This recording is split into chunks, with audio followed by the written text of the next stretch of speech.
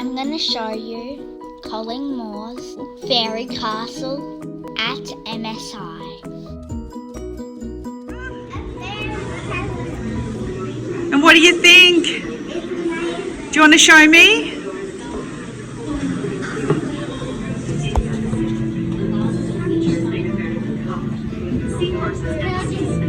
The shell-like furniture which is made for fairy folk who like to read in different positions. The chair that is turned up in front is made for a little elf who likes to read with his feet out. There are over 100 real books, many handwritten by some of the most prominent authors of the 20th century. These are the first and is over 1,000 years old. To your left, stop and look through the clear glass in the center of the chapel window. You will see the altar, and on this altar is a little tabernacle. On the top of the tabernacle, you will see a beautiful golden sunburst. In the center is a glass container holding a sliver of the true cross. This was given to Colleen Moore by her friend Claire Boufflus when she was the ambassador to Italy and had her first audience with the Pope.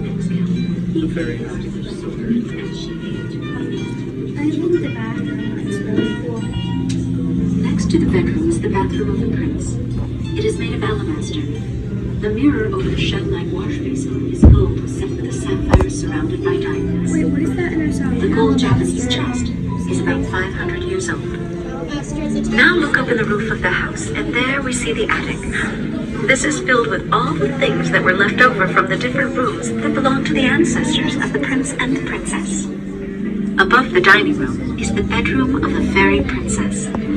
This bed is the one that Sleeping Beauty slept in. The bedspread is the gold spiderweb that covered her for 100 years.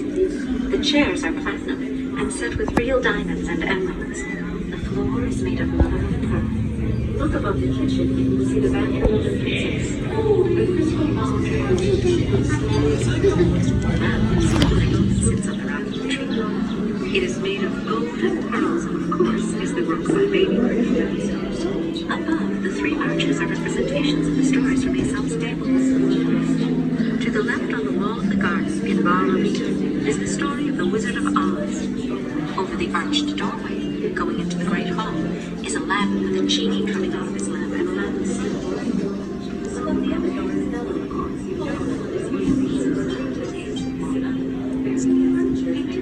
So do you love it, Sarah? What do you love most about it? It's where you want to live? Do you want to live in there? You're a princess, aren't you?